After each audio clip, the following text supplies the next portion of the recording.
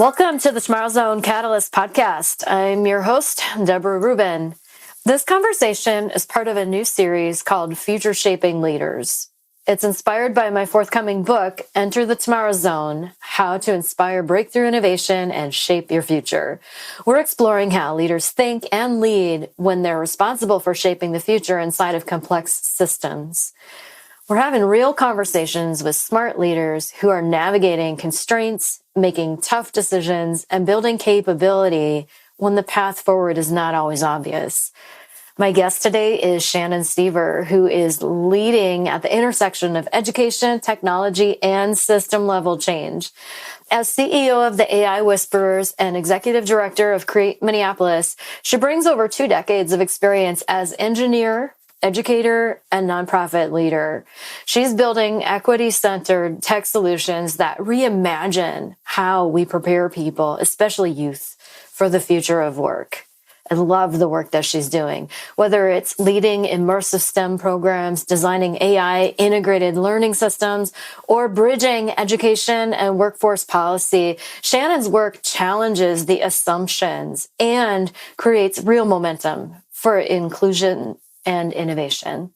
Shannon, welcome back to the show. This is your second appearance on our show. We talked to you back in episode 41 about all of your adventures encouraging STEM education in Minnesota, which is a state that needs a lot of help in that regard. Yeah, we're backtracking too. I heard we went back to the last place again. Oh my gosh. Last week. This constant battle. Well, I'm so glad that we have people like you that care so much to do something about shaping the future in that way.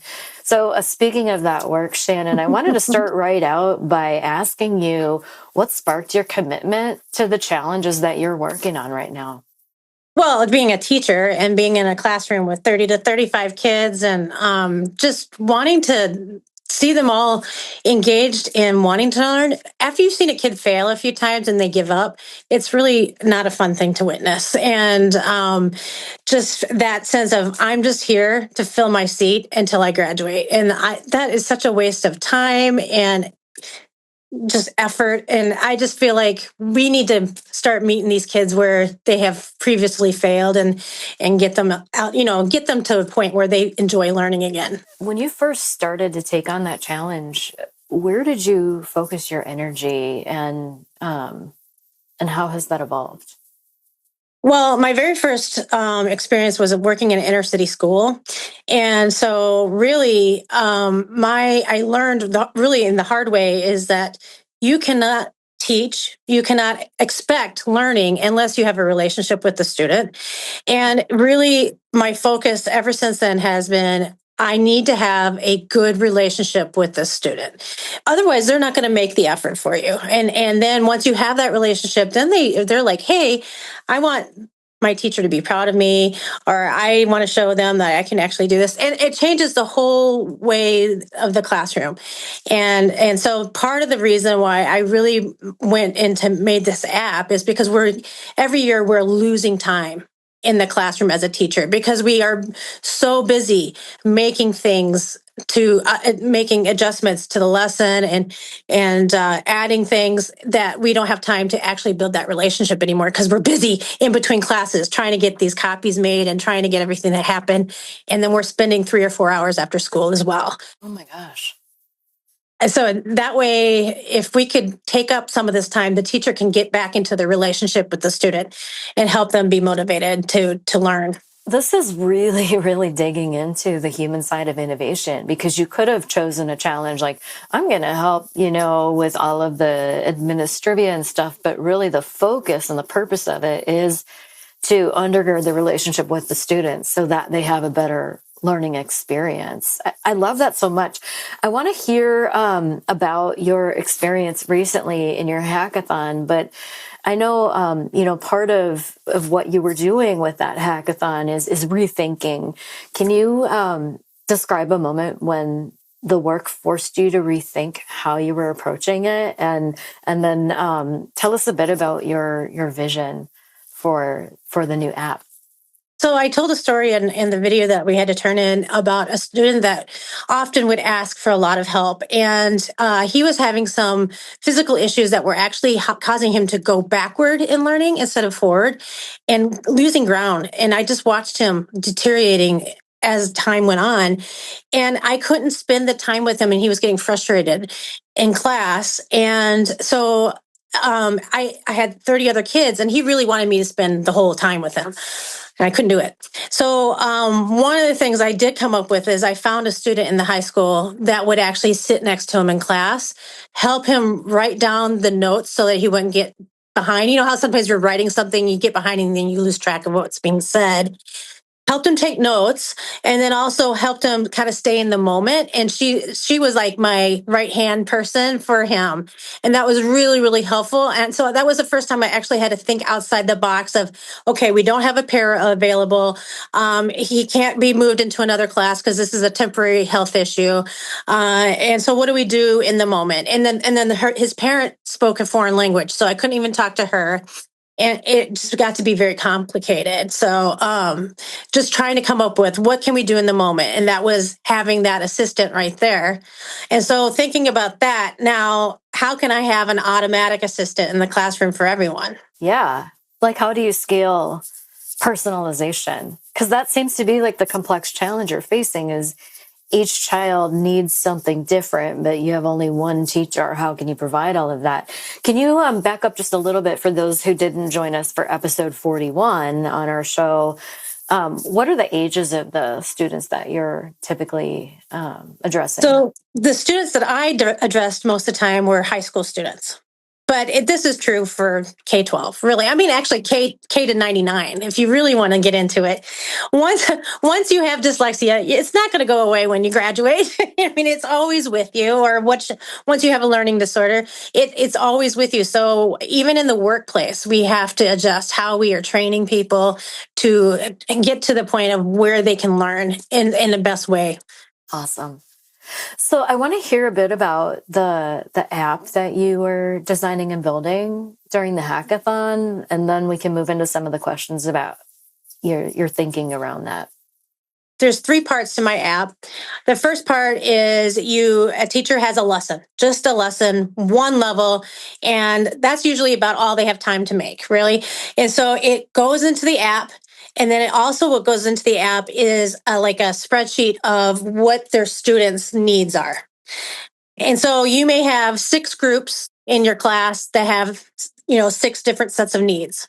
Or you could actually, if you have 30 kids and you have 30 different sets of needs, it could go up to that high, but that's not that usual, but you could.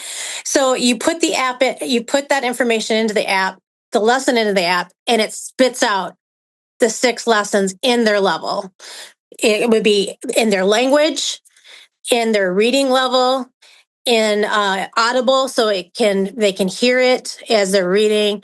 And then what they do, so once it comes out, those can be fed into their school learning management system like Schoology or Canvas, depending on what the school uses.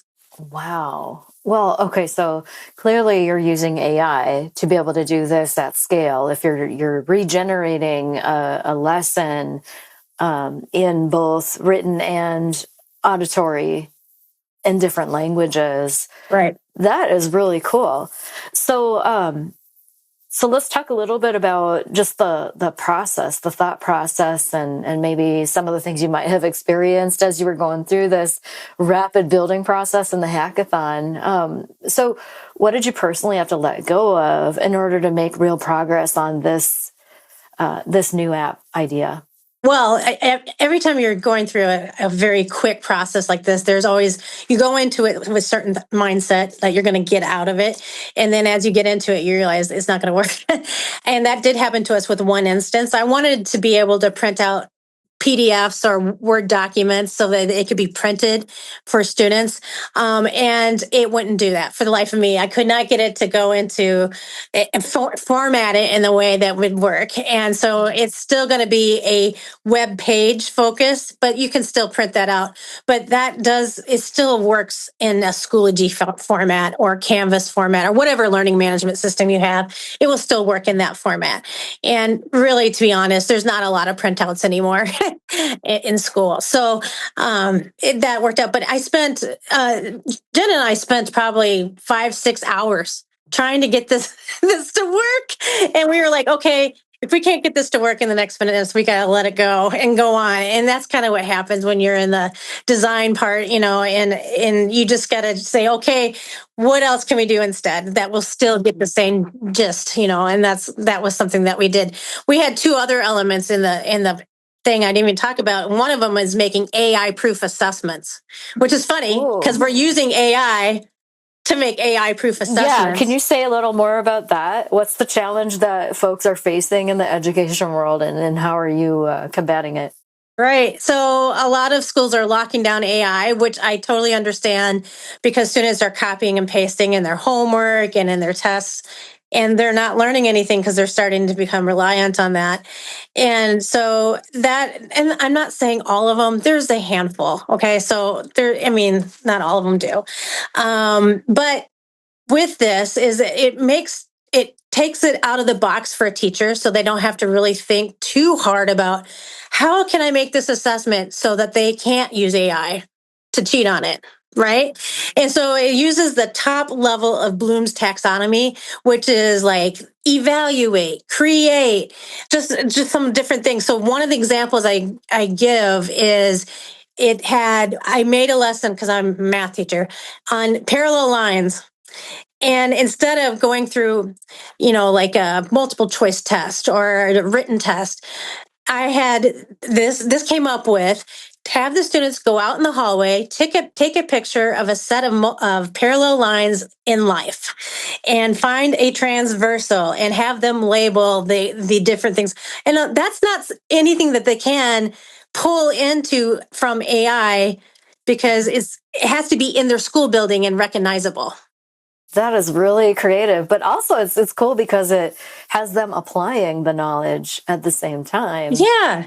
And wouldn't taking a test be more enjoyable too? I just think that if you're doing something hands-on and actually looking for the application, I think it would be a lot more fun, actually. Yeah, I wish math was more exciting when I was growing up. Well, yeah. We didn't have the iPhone back then. Can you imagine? Yeah, well, even when I took it depended on the teacher, of course, too. But English was my downfall, though, I have to say. So you embarked on this 2-day hackathon to rapidly build your idea, leveraging AI capabilities to create this app. And so it sounds like you had to make trade-offs. You had to reorient to the vision and the why behind it, cut things out of scope. Like, this is what we really want for format, but this is going to make it work still. Yeah. And so just curious about, once you realized the complexity of what you were dealing with in building this app, what changed about how you were making decisions or how others were involved? How did you get momentum?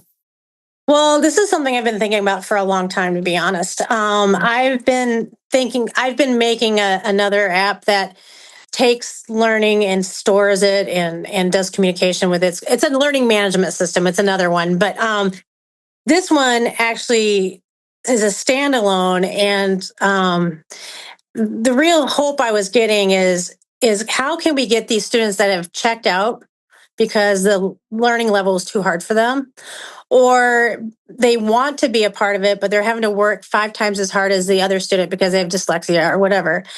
How can we get them to an even playing ground so that they can enjoy the class and get something out of it? And I'm a part of a larger system about STEM nationally right now, and we're concerned about 10 years from now, we're going to have not enough people going into STEM. And so how are we going to change that? And if you only have, say, 10 kids and only 3 of them want to go into STEM and the other 7 don't, why don't they? And so then that breaks it down. Well, maybe it's because they had a trauma in math in 4th grade and they've never gotten over it. Or maybe it's because the reading level is too high and it gets frustrating and they just don't feel like dealing with it and they quit, or don't want to put the effort. Or maybe it's too abstract and it doesn't relate to them at all. So those things have to be taken into account with this. And so I've been trying to think about ways we could change that for students. And so that's kind of the background. And then I was in a TEDx a couple years ago, and this was my dream: was how do we personalize for students? And I was like, it's coming. AI is going to be here, and we're going to be able to do this. And so I've been looking, waiting, and now finally we have the ability to do it. So it's kind of fun to see, like, yay, this is something I thought of a few years ago, and now I can build it. It's fun when technology catches up with the visions that we have of the future. And I love the work that you're doing. There's so many different ways that you can go, and there's so many challenges in this space.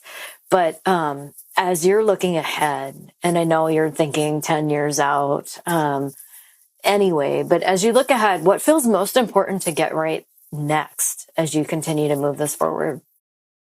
We really need to get this into the hands of teachers as quickly as possible. There's big changes right now happening in education because of AI. I mean, it's turning everybody on its head, really. And politically, I mean, there's a lot of changes in how things are happening in the classroom. And so our workforce is depending on us to create people that can go into the workforce. And if our students aren't able to take this technology and be creative and be critical thinkers, then what are we going to do to fill those spots in the workforce? So ultimately, that's our job, is not necessarily to teach, is to make sure they're ready for the world. Actually, I love that thought of how you're building a capability to enable future readiness. It takes it beyond just the typical thoughts about the purpose of K through 12 education, So anything else that you want to share just about your experience? I know that the hackathon was a big deal, but what inspired you to say, yeah, let's go for this in that way? Because you could have taken your time to build this app. I could have, but I felt like maybe we would get some exposure and some just basically just getting people on board and knowing what's happening in education. And so Jenna, a friend of mine, she's the chief data analytics officer for St. Thomas, and she joined me on this. And we decided to live stream the whole thing. And we're the only team that live streamed. Wow. And it's on YouTube if anybody wants to watch. So did that add more pressure as you were trying to build and figure things out, knowing that you might have somebody who might tune in and watch you? Yeah, well, I know my whole board tuned in at some point or another. It's like of my nonprofit. It's like, okay, all my bosses are watching me right there. Yeah, it does put a lot of pressure on it, but also just kind of puts it reality. This is what it's like to actually build something. And I'm hoping that at some point we can go back and clean up the whole live stream and make it into some kind of a documentary of some kind for students, so they can envision themselves building something. Yeah. And show them it's not out of anybody's reach. Anybody can do this now. And Lovable does make it available for students that don't know how to code. I will say, knowing how to code makes all the difference. It does help a lot, but you can team up with somebody and still have a valuable part to play in it and understand what's happening. I think that's really important, though, because I love the idea of making a documentary out of it, because it shows kids what's possible, but also that it's not about being perfect through the whole journey. I think that the journey itself is really important. All of the decision making, the trade-offs, reorienting yourself continually back to that vision and why you're doing it as you're making these trade-offs and prioritizing. And then just the perseverance. 48 hours of building, that's pretty intense. Well, it does help having a partner in this, because we really totally riffed off each other.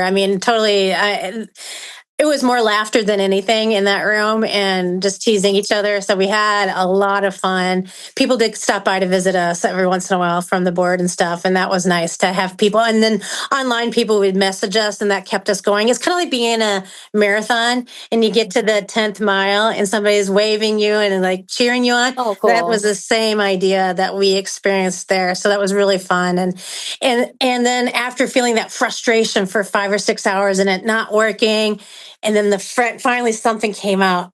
We both felt like crying at that point because it was like, not only did the web page come out just beautifully. I mean, it's just beautiful. I'm going to send you a picture of it so you can put it on your.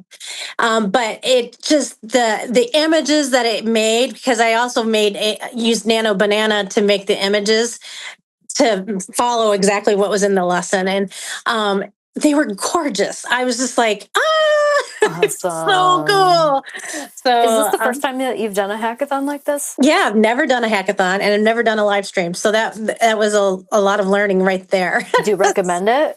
Totally. As a matter of fact, I think Jenna and I are going to see about how can we have a Minnesota hackathon. And actually, I want to even change the name of it. It's not hackathon. It's a build-a-thon, really. I think it's a much better name. Yep. And I think the hackathon is the old way of looking at it. But even in the middle of our build, Lovable changed the name from hackathon to build-a-thon. Really? Funny enough. Oh, that's cool. I like that so much better because it really is about building and testing rapidly. And I think sometimes hackathon kind of gets relegated into the category of innovation theater. Let's look innovative rather than what you're doing. Because, you even said, like, your next best step is let's get this in the hands of teachers and start testing it. And, and then you can refine from there.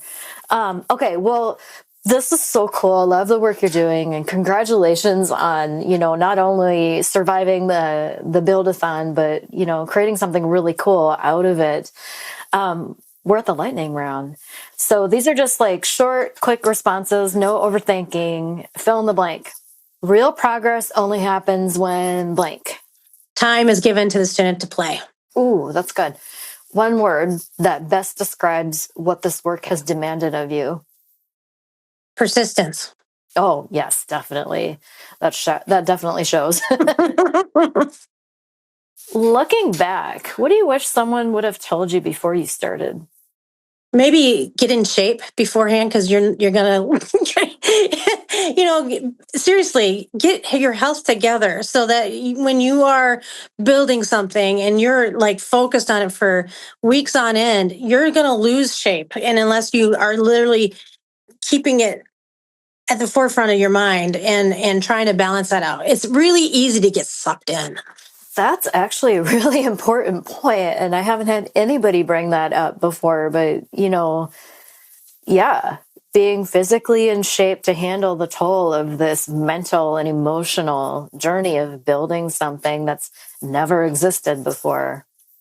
Well, if you're not in shape, you're not going to think as bright either. And so I paid the piper for that one. So I'm going to have to go back and figure out how to make that better myself. Yeah. So.